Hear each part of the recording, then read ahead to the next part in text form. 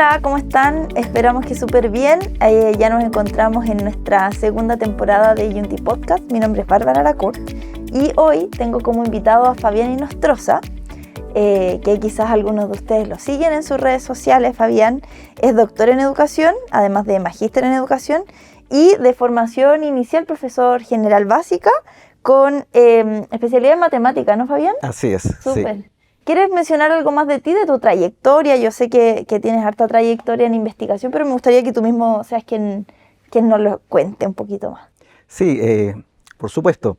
Bueno, en primer lugar, yo partí estudiando ingeniería comercial en la Universidad Católica. Posteriormente doy ese paso a la pedagogía. Siempre me gustó la pedagogía, siempre me gustó la idea de educar, de ese llamado, ¿no?, más vocacional de transformar la sociedad por medio de la educación.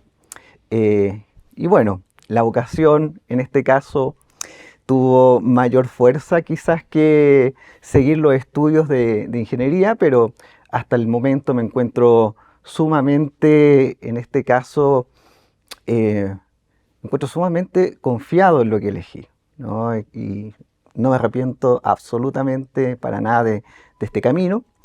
Y fundamentalmente me he centrado estos últimos años en la academia, en la investigación, que son áreas que me fascinan y que me gustan mucho y que las desarrollo en el día a día.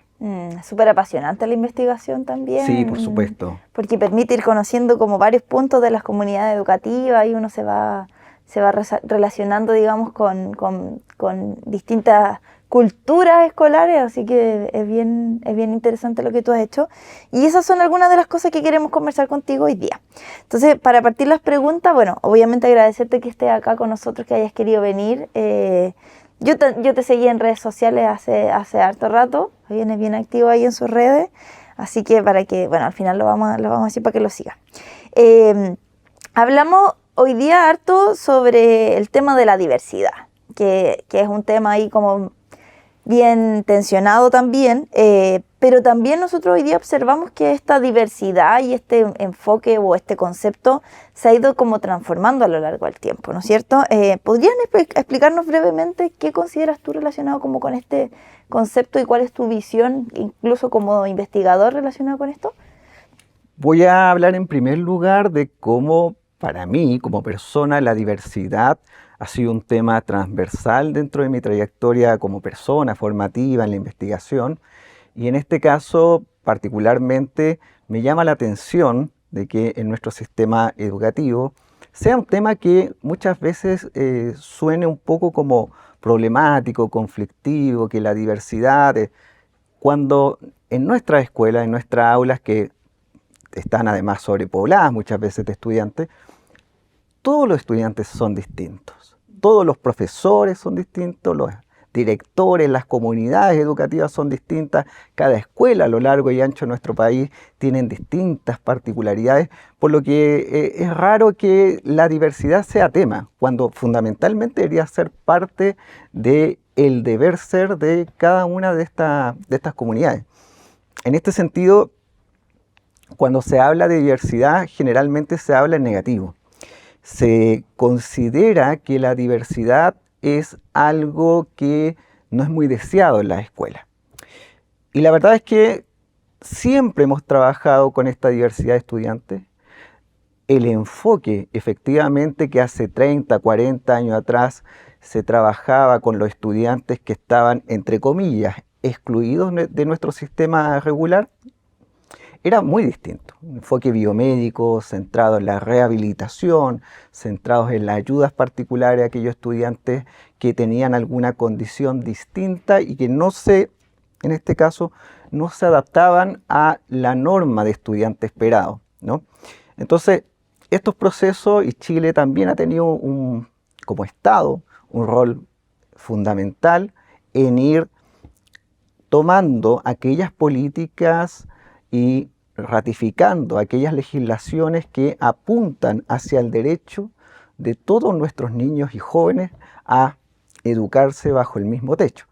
No obstante, eso ha ido, digamos, evolucionando hasta el punto en que actualmente tenemos a la mayoría de los estudiantes en escuelas regulares y un pequeño porcentaje en las escuelas especiales, ¿no? No obstante, eso también genera algunas dificultades y algunos dilemas también y tensiones también dentro de la escuela. Estas políticas inclusivas de las que tú hablaste, que yo sé que también las has estado investigando, ¿cómo son traducidas por los equipos técnicos, por los equipos directivos de las comunidades?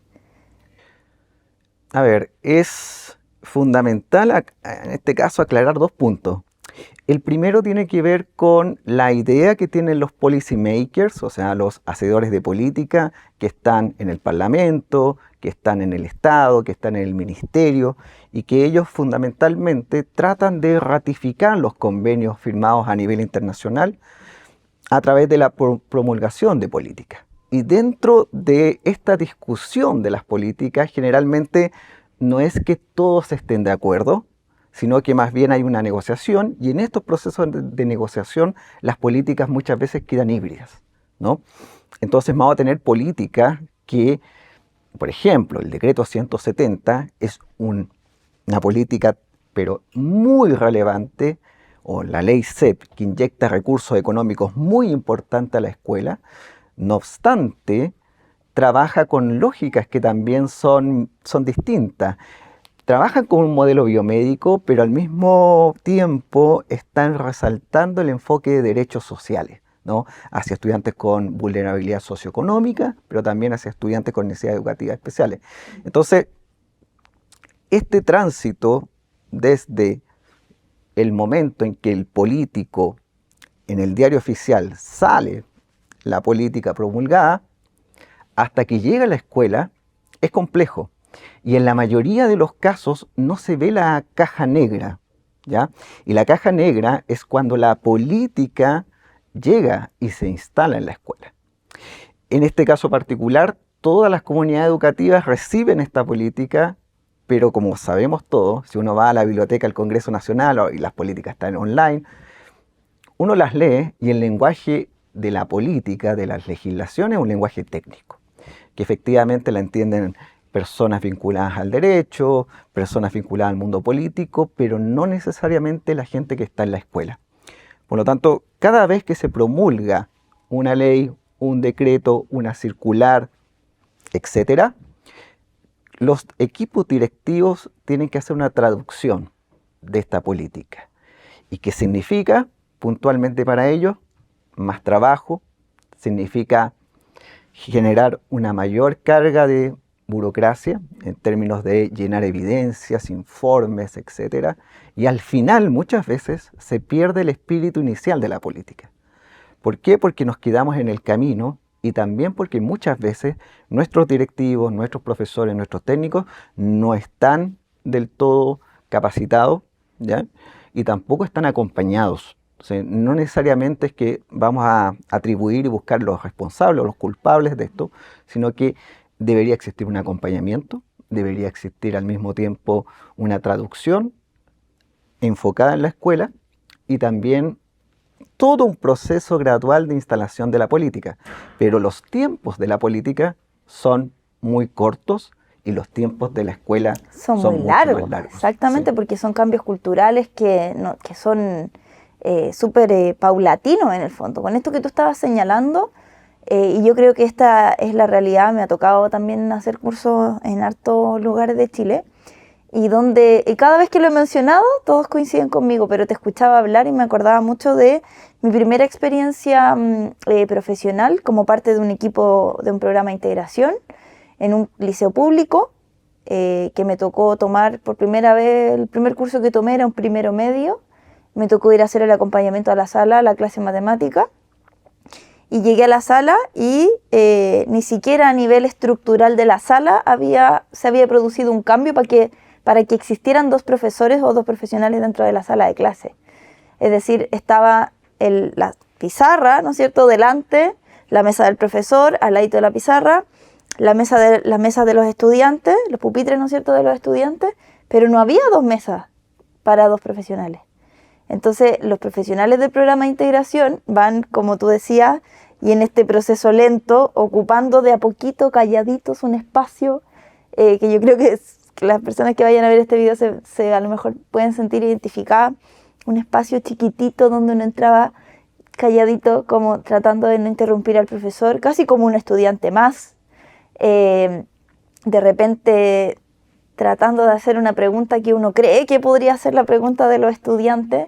Y yo no sé si el decreto 170, que es el que tú mencionaste, es un decreto de inclusión o de subvención en el fondo, porque ni siquiera fue inclusivo para los profesionales de la educación, ¿no es cierto? Bueno, esta es una reflexión a modo súper personal en realidad, pero creo que es importante como mencionarlo porque es un antecedente relevante, muy relacionado con lo que tú señalaste de estos cambios que se dan tan de a poquito en la vida escolar.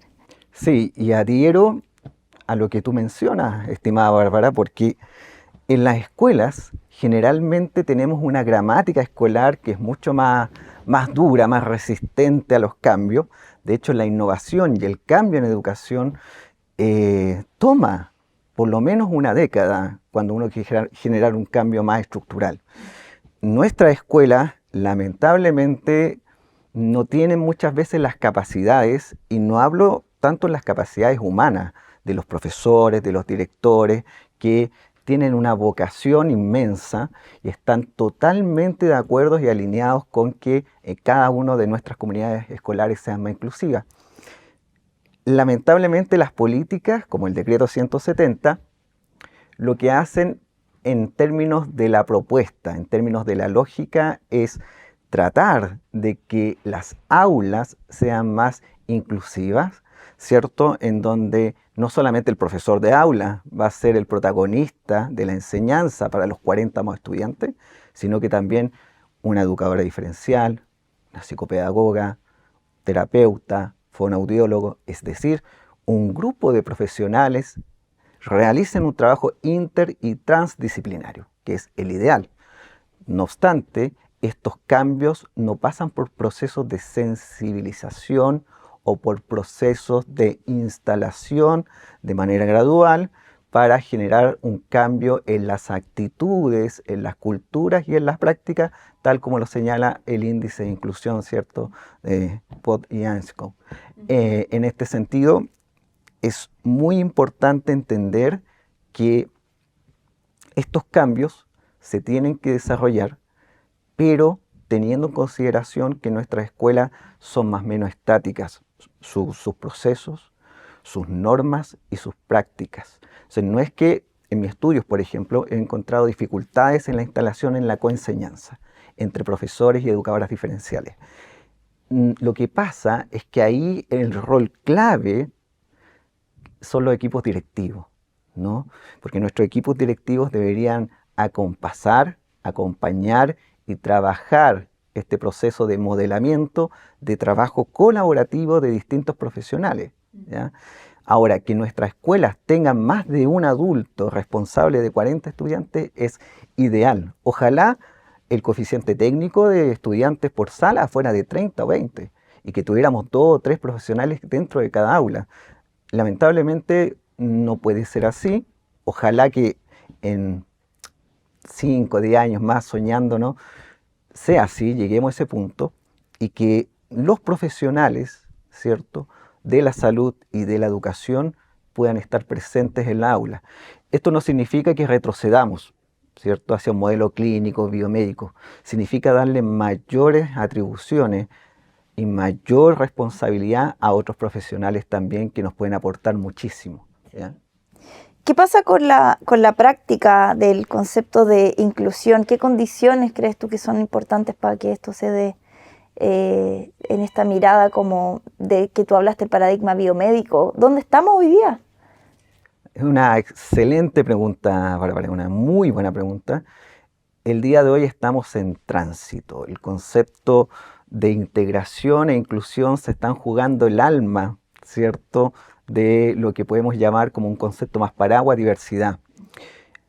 Nos ha costado mucho ese tránsito entre integración e inclusión, entendiendo que la integración es la incorporación de un estudiante a un espacio normalizado, que es un aula regular, en donde el estudiante tiene que hacerse cargo de él o ella, incorporarse, aprender y solucionar solito, digamos, sus necesidades, su apoyo, etc.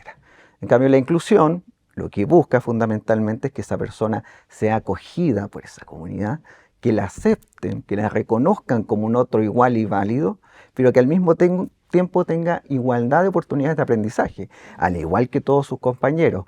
Participación, progreso y permanencia en el sistema. Totalmente. El tema es que en este momento estamos en tránsito. No me arriesgaría a decir que estamos en integración plena porque las políticas han empujado a que nos movamos hacia un modelo más social sobre la inclusión. No obstante, todavía se generan prácticas de tipo más clínicas que son muy necesarias al mismo tiempo. Acá a veces se estigmatiza, por ejemplo, el trabajo de psicólogos, psicopedagogos, todas las ciencias sí, ¿ya? Que no deberían estar en la escuela, porque ahora nos estamos moviendo a un modelo más social, en donde lo importante es que todos los estudiantes, ¿cierto?, puedan ser valorados, que las etiquetas como los niños con trastorno espectro autista son estigmas. Sí, efectivamente, tener una etiqueta y que las personas a uno lo nombren por esa etiqueta genera estigma. No obstante, el desarrollo de un trabajo personalizado en base a un buen diagnóstico y en base a las necesidades educativas individuales de ese niño, de ese joven, son muy necesarias. Entonces, no es que queramos derogar el modelo biomédico o queramos ensalzar el modelo social. Lo que queremos decir es que tenemos que transitar hacia una inclusión, pero que nos permita que todo nuestro estudiante, independiente de su condición, género, raza, etnia, nacionalidad, lo que sea, aprenda lo mismo que su compañero que está sentado al lado. Claro. Súper. Bueno, sabemos que además en Chile muchas veces el programa de integración para la familia es el único ente que apoya los procesos de avance de estos estudiantes. No hay económicamente tampoco cómo sustentar un terapeuta ocupacional, por ejemplo, externo al colegio.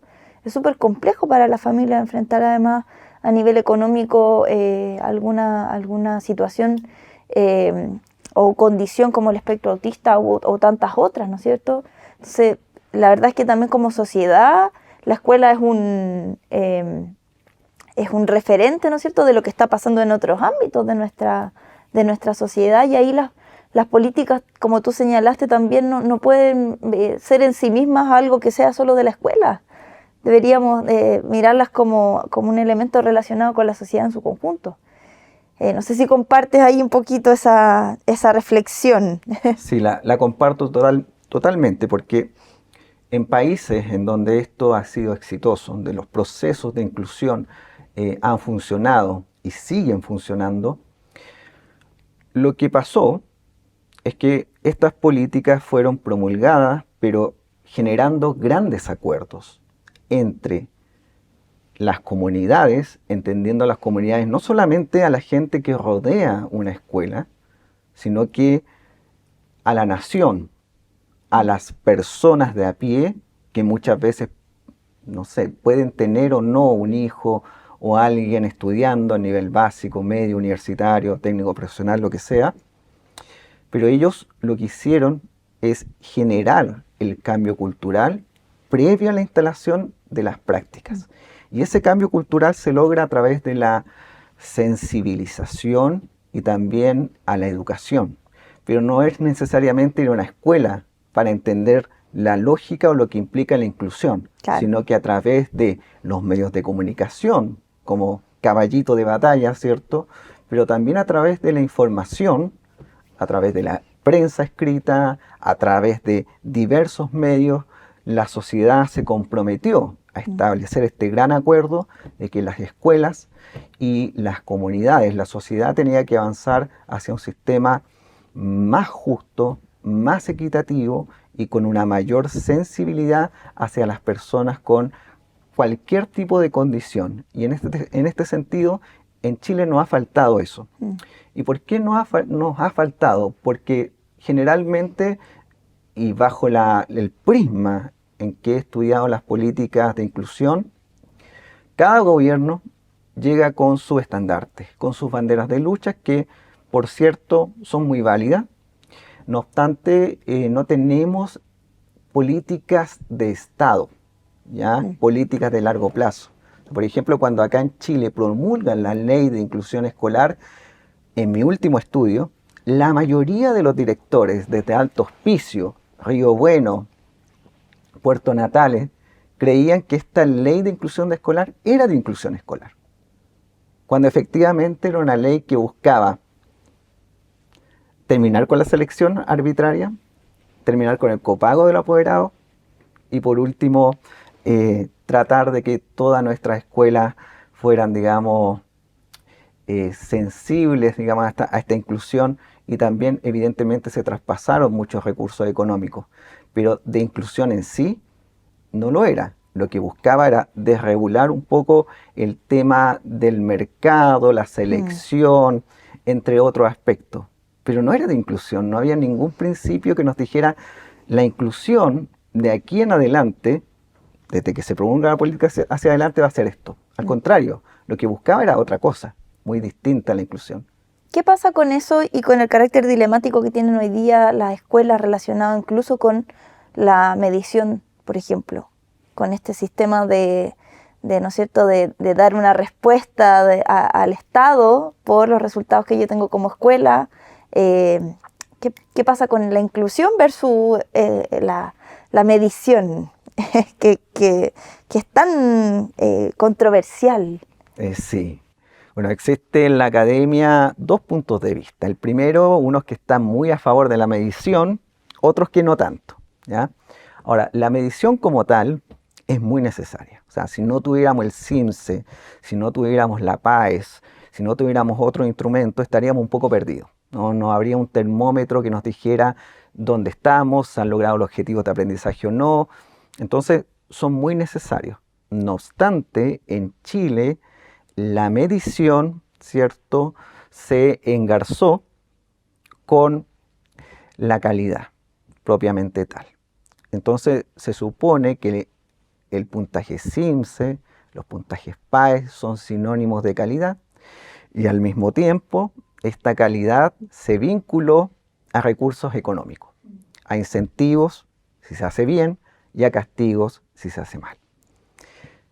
El problema está en que en la mayoría de los países en donde esto funciona bien y en donde hay una comunión entre inclusión y calidad, que tampoco no son opuestos, ¿no?, se formularon políticas para que la medición de la calidad estuviera asociado a estándares profesionales. O sea, para saber si es que los profesores dentro de comunidades específicas lo estaban haciendo bien o no, cuánto aprendían los estudiantes, pero en ningún momento lo asociaron a mayores recursos, incentivos, castigos, si no le iba bien en CIMSE en el cuarto año básico por muchos años. No. Cada comunidad, por ejemplo, la región metropolitana, no sé, la provincia de Talagante, los directores ellos mismos realizaban estas pruebas estandarizadas, se ponían de acuerdo qué aprendizajes eran relevantes para su realidad, cuáles no, y ellos iban matizando, ¿no?, y mejorando sin la presión de los premios y castigos como acá en Chile. Lamentablemente acá en Chile tenemos esta medición, nuestros equipos directivos y profesores están súper pendientes de hacerlo bien, hacerlo mal, preocupados por el puntaje, subir, bajar en esta escala.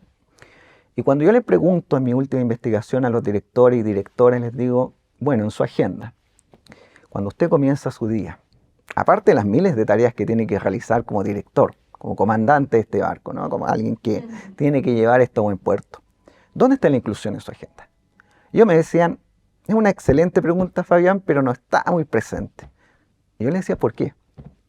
Bueno, lo primero, nosotros somos personas que trabajan no solamente como gerentes, como alguien que administra, somos personas que estamos enfocados en los aprendizajes. Somos líderes instruccionales, buscamos motivar a nuestros docentes, gestionar todo tipo de recursos, que nuestra escuela funcione bien, y estamos muy preocupados por el aprendizaje. Y lo que nos miden, ¿cierto?, desde distintas instituciones es el CIMSE, la calidad, etc. En tanto, la inclusión no se mide. No hay ningún instrumento que me permita medir si somos más inclusivos, menos inclusivos. Por lo tanto, yo delego esa tarea tan fundamental a la República Independiente del PIE. Del PIE. ¿Ya? Me llama mucho la atención porque todos los directores que entrevisté, que fueron 40 a lo largo y ancho de Chile, estaban muy de acuerdo con la inclusión, estaban muy comprometidos, muy entusiasmados también con todo esto. Pero claro, ellos decían, entre la calidad y la inclusión, lamentablemente tengo una prioridad ¿A qué le doy explícita. respuesta? Claro, y es en este caso a la calidad, pero eso no implica que la inclusión quedara fuera. Implica que estaban muy comprometidos, pero el tiempo y los recursos muchas veces no les daban, pero todos tenían una excelente, digamos, disposición. Fabián, qué interesante lo que tú mencionas, porque yo, como te comentaba anteriormente, esto que tú dices de la República Independiente del PIE, lo que callamos los del PIE, digo yo, Claro. en los cursos a modo de broma, lo hemos mencionado, se repite, es una cosa impresionante. Y yo les digo, y apuesto que la sala de ustedes es la última que está allá al final del pasillo. Y apuesto que no toman desayuno con el resto de los profesores en la sala de profesores. Y es así a lo largo de, yo creo, no tengo un porcentaje como una evidencia que te puedo mostrar ahora, pero creo que se ha repetido en todos los cursos que yo he tenido que hacer viajando, y acá el equipo que también viaja harto y conocemos hartos equipos, nos pasa lo mismo. Es súper anecdótico y a la vez como muy real lo que tú señalas. En tu rol como asesor y de toda esta mirada que tú estás entregando, ¿qué pasa con la formación inicial docente? Importante, muy importante. Considero que la formación inicial docente está mejorando muchísimo. Ya eso en primera instancia. No es la misma formación de los años 90, ahora está centrada en estos estándares, ¿cierto?, que se formularon el año 2022, ¿cierto?, sobre estándares disciplinarios y pedagógicos. Por lo tanto, nuestros profesores van a estar preparados para responder no solamente en su asignatura, matemática, lenguaje, etcétera, cualquier disciplina que ellos enseñen, sino que también en términos de formación como pedagogo o pedagoga. No obstante, al estar amarrada la carrera, ¿cierto?, a estos estándares, también se genera un efecto no deseado, que es, por ejemplo, no incluir en las mallas curriculares con fuerza, digamos, con la debida importancia, aquellas asignaturas que son fundamentales para ejercer la docencia en el año 2025 post-pandemia. Un ejemplo claro es inclusión. Otro ejemplo claro son las habilidades socioemocionales. Otro ejemplo claro es cómo responder a todas las necesidades educativas y no necesariamente especiales de nuestros estudiantes. Hoy nuestros estudiantes están presentes y aprendiendo todo el tiempo con las redes sociales, YouTube, otras plataformas, la gamificación que se ha expandido tanto. Entonces están aprendiendo todos los días y no necesariamente en la escuela. Lo que nuestros profesores hoy requieren fundamentalmente son estas habilidades blandas. Inclusión, habilidades socioemocionales, cómo trabajar con estudiantes que se desregula emocionalmente en una clase, cómo poder establecer un trabajo conjunto y colaborativo en equipos, siendo que nuestros estudiantes y nuestra sociedad está cada vez más balcanizada, cada vez más individualizada.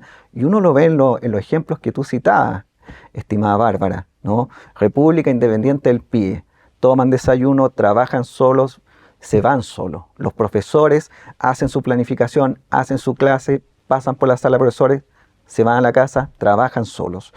Los directores, la misma lógica. Entonces, nuestros formadores y futuros profesores lamentablemente están recibiendo una escasa formación para generar, en este caso, una respuesta adecuada a las necesidades de los niños, que son muy diferentes a las necesidades de los niños en los 90, ¿no?, donde había que asegurar el aprendizaje, la calidad, la cobertura curricular, y bueno, al igual que hoy la día, permanencia en el proceso escolar también. la retención, la permanencia, claro. y bueno, es una realidad que se vive hasta el día de hoy, que muchos estudiantes llegan sin desayuno, llegan de dormir mal, hay muchos dilemas, ¿cierto?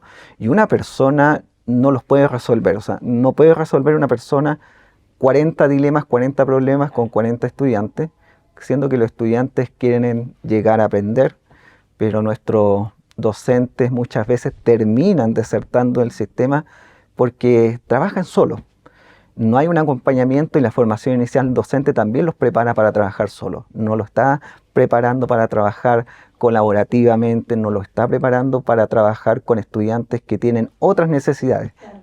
Y eso es otro cambio cultural que se requiere en las escuelas de lo que tú hablaste, porque incluso hoy día la evaluación docente tiene un ámbito de trabajo colaborativo, donde los profesores pueden mencionar una experiencia de trabajo colaborativo que ocupan harto ahí a los del PIE, ahí se acuerdan harto a los del PIE, o entre docentes a nivel de interdisciplinaridad, ¿no? Pero hay mucha investigación sobre comunidades que aprenden, reflexión pedagógica y todas esas lógicas que en el fondo van de la mano con lo que tú señalaste recién, de cara a que no podemos vivir en esta, cada uno en su república independiente al ser comunidades educativas. Incluso ahí el rol con otros profesionales, el rol con los apoderados, el rol con los propios estudiantes de vincularlos en esto es bien relevante. Fabián, se nos ha pasado volando el tiempo. Siempre digo lo mismo, pero es que es verdad, porque las conversaciones se ponen entretenidas. ¿Qué mensaje te gustaría mencionar, tanto para quienes hoy día están liderando los colegios, como para los mismos profesores que están en formación, o los profesores que hoy día también están en este dilema de abandonar el sistema escolar? Bueno, les diría en primer lugar que hay que ser optimistas, ¿ya? Tenemos muchas barreras, existen muchas limitaciones.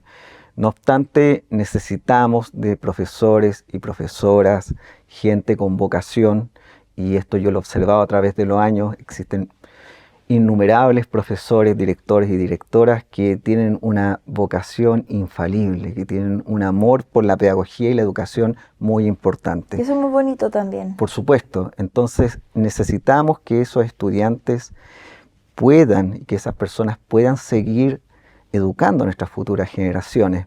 Pero también necesitamos apoyo, necesitamos ayuda.